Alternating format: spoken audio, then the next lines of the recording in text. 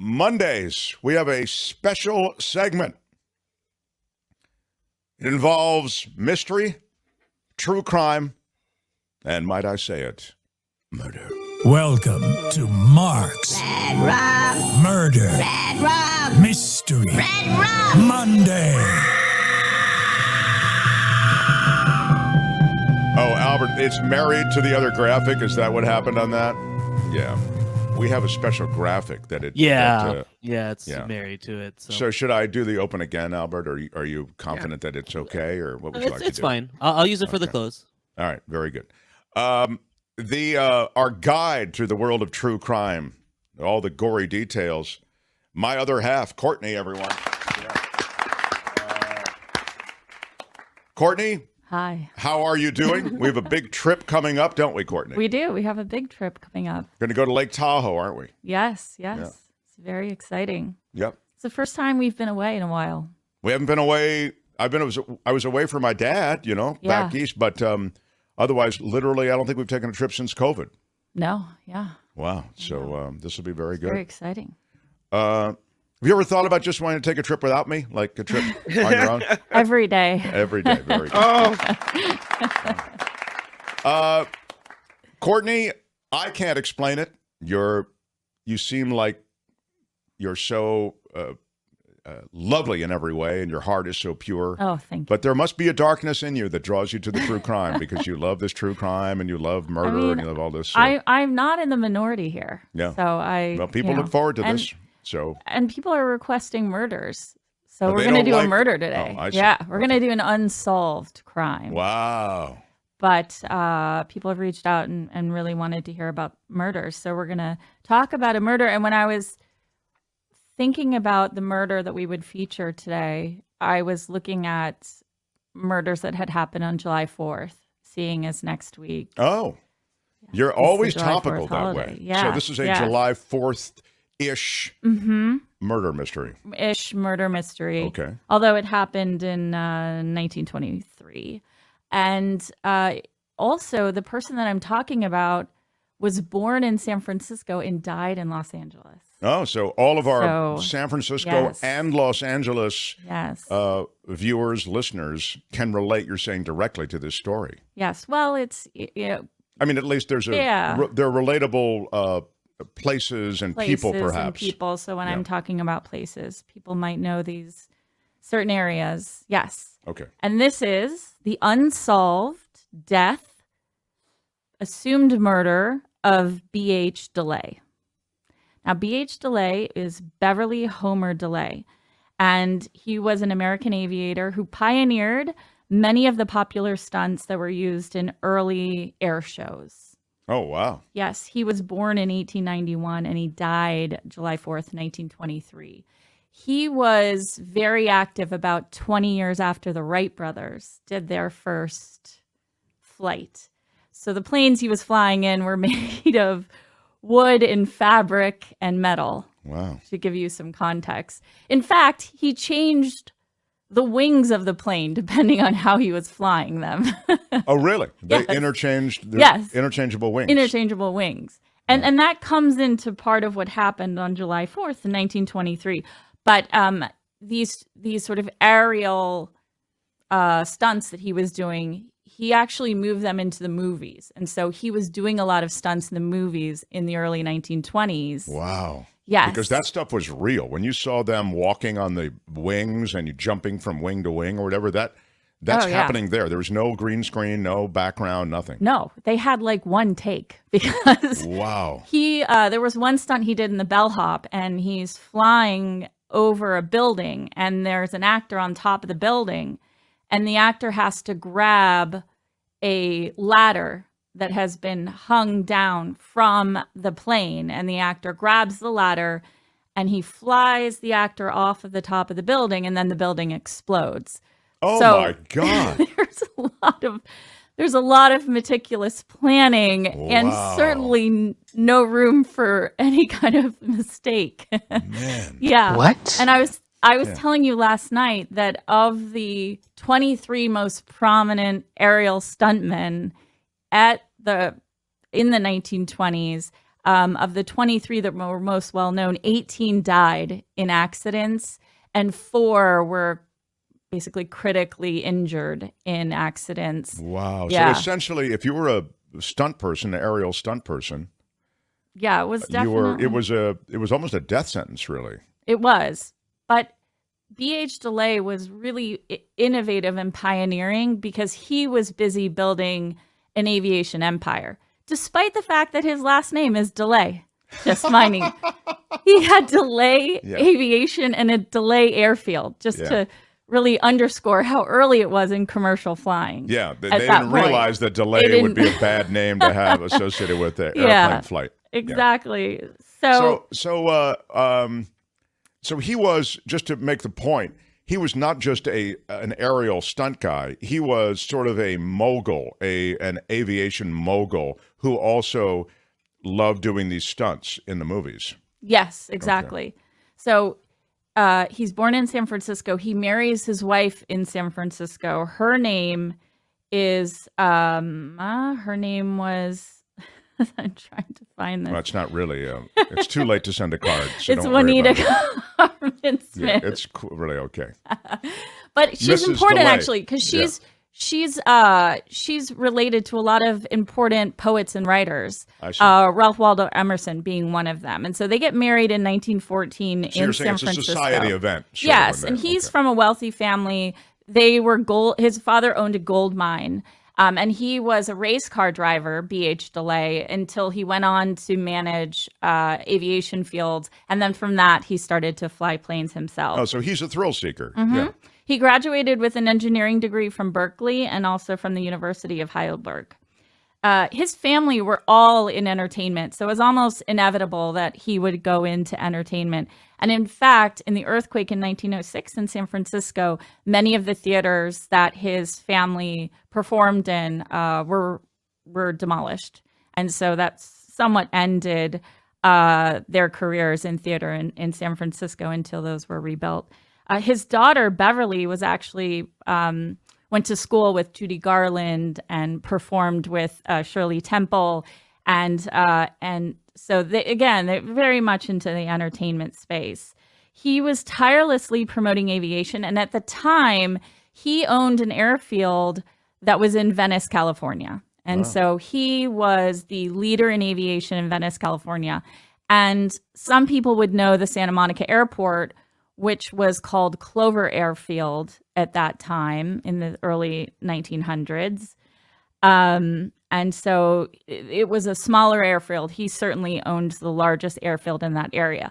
His airfield was on Abbot Kinney. So people might know Abbot Kinney, where it sort of runs into Washington Boulevard, and that's where he was. He actually created the first aerial police in the U.S., and that came from an issue that arose from the police being late to help a drowning victim. And so he came up with the idea of an aerial police force. Wow. He also supported a semi-pro baseball team that was from Venice called the High Flyers.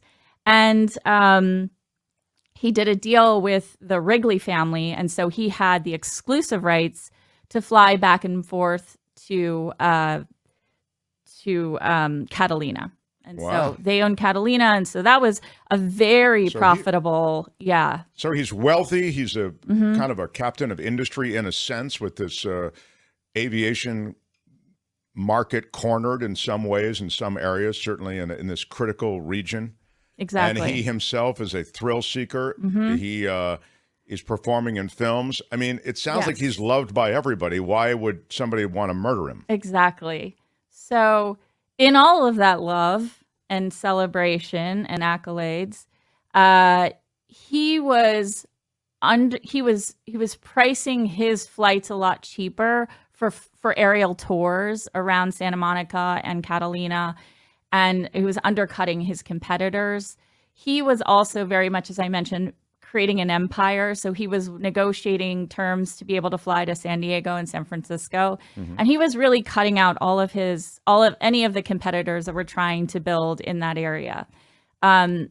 His lease apparently came up on the airfield that he owned, even though from what I read, he bought it. But C.E. Fry was a gentleman who I think was involved in the mafia. Yeah. And so C.E. Fry came to the authorities and said, I bought DeLay Airfield. This is mine. And of course, B.H. DeLay said, no, it's not. I still own it. So C.E. Fry started putting in these big trenches inside of the airfield to try to screw up the planes that were taking off from DeLay Airfield and really being a menace. And he was sending his cronies to do this. And on July 3rd, 1923, B.H. DeLay is at Clover Airfield, which is now Santa Monica Airport, and he's shot at. And there were witnesses there, and they see that there's an attempt on his life. And the very next day, B.H. DeLay gets in his plane. He takes off from DeLay Airfield with R.I. Smith as his passenger, and they climb up to 2,000 feet. And as they're doing a loop-de-loop in their plane called the Wasp, the wings bend back, and they nosedive straight into the earth, and they both die. And it was surprising because B.H. DeLay obviously had a long historied career in aviation. He was a proponent of safety. In fact, he was a safety inspector. So any plane that was in Venice or Ocean Park, he had to approve that plane through some kind of, he had to basically look at the planes and make sure that they were safe enough for people to ride in. He's so meticulous about safety. Yeah. But that thing where you're adding wings for certain maneuvers and you're putting on other wings for other maneuvers, that does involve, bolting and all this kind of thing. Did they look at all of that? Exactly. So when they looked at the plane crash, it was found that the bolts inside of the plane that B.H. DeLay had flown and crashed in were 3/8 of an inch instead of 3/4 of an inch. And because the bolt diameter was so small, it basically came out under the pressure of the plane, and that's what eventually buckled the wings. It was sabotaged, is what they. So it was sabotage. It was clearly sabotaged because otherwise he would never make. He would never make that mistake. Now. The one complicated issue here is that he actually had the wings on the plane that were meant for long flights and not aerial stunts. So there was some confusion there, but many people thought that he had flown with those wings anyway. And so he would have been able to make that decision as to what were the appropriate wings. But it's never been solved. Yes. But I'm still unclear as to who so you're saying that mafia guy probably killed him? Yeah, they don't know. Probably the mafia guy. Apparently he was a little bit of a cad. And so it might have been a husband or a boyfriend that were angry about some sort of extramarital affair as well. Wow. But many think it was C.E. Fry. Wow. And it could have been somebody else that was trying to build in aviation in that area because it was very early in that industry. And B.H. DeLay had the aviation world locked up in that area. He had it locked up. Yeah. No one else was going to be able to build in Venice. When he was killed, what happened to B.H. DeLay's field and all of that? It became a housing complex. As it always does. And now it's you can buy very expensive clothing there. Wow. Yeah. So we saw something. Let me just ask you. I hate to double back, but we saw flashed on some. What were those things, Albert, that we flashed back on? Oh, this is he was divorcing his wife. If anybody's watching, and so. In a fit of rage, he took out an ad in a Venice newspaper declaring that he would not be paying any more of his wife's bills. Oh. To whom it may concern, and I might argue it mostly concerns Mrs. B.H. DeLay. Yeah, only her. Yeah. He said, it says from this date, September 3rd, 1921, exactly. I will not be responsible for any bills incurred by Mrs. B.H. DeLay. Signed B.H. DeLay. I feel like a larger ad would have made a better impact. Yeah, he wanted to make a point.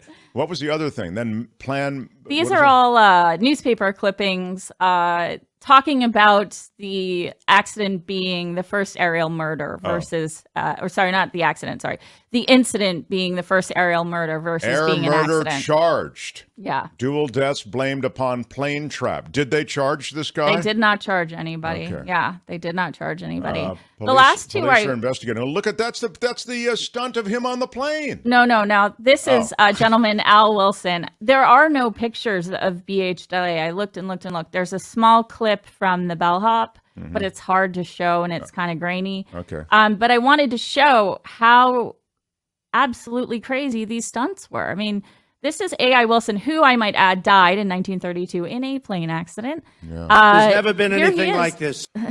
playing golf and hanging off the bottom of these planes. I mean, it's just incredible. Wow. Yeah. That's But I will say extraordinary. BH also was, he developed the stipend or pay for stuntmen. So he came up with that idea, and they actually paid you more if the stunt was more dangerous at the Sure, time. which they should. Yeah, Wow, that's so- something. Yeah. That's really, really cool. Well, I appreciate this walk through time. Oh, well, thank you. Thank you Yeah, for having me. Of course. Yes.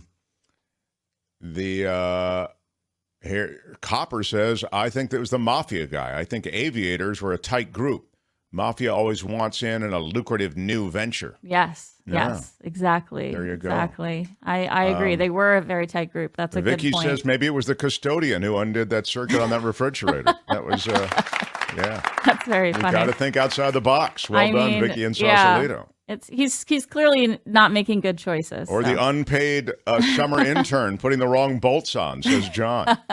Wow. I mean, I can't believe they didn't come up with these answers at the time. Yeah. Yeah. So. Or the wife. Oh, it could have been the wife. Paid to offer a husband, Oh, says that's Neiman. a really, That's strong, really Neiman. strong idea. I mean, once he took out that newspaper ad, it was all on record then. Mike says he thinks Yeah. alcohol was involved. I'd be willing to bet my lunch that there's alcohol involved. So, I don't Exactly. know. Well, it remains unsolved. So all of these are This certainly is good, though. These are all acceptable viable theories. suggestions as to what Yeah. happened. Humans are always finding new and exciting ways to die, says John Watson. Isn't that nice? That's a biblical, I think that's a...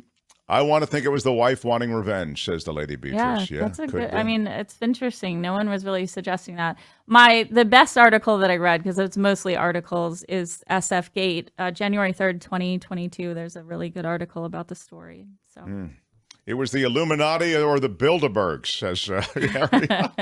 wow. At least we're getting closer with these suggestions. Yeah. Courtney, thank you. Oh, thank you for having me. I will see you at some point on our vacation together, probably. I hope so. Yeah. Yep. Uh, No ads. no. Smash the like button. Smashed it with your iron rod. Smash it with your iron rod for Courtney. Smashed it with your iron rod. That is Mark's Murder Mystery Monday for today. Mark's Murder Mystery Monday on The Mark Thompson Show. Hi, it's Mark, and I thought that was great. Hit the notification bell. You'll know whenever there's a new video being dropped, and please subscribe to our channel to help us save the universe.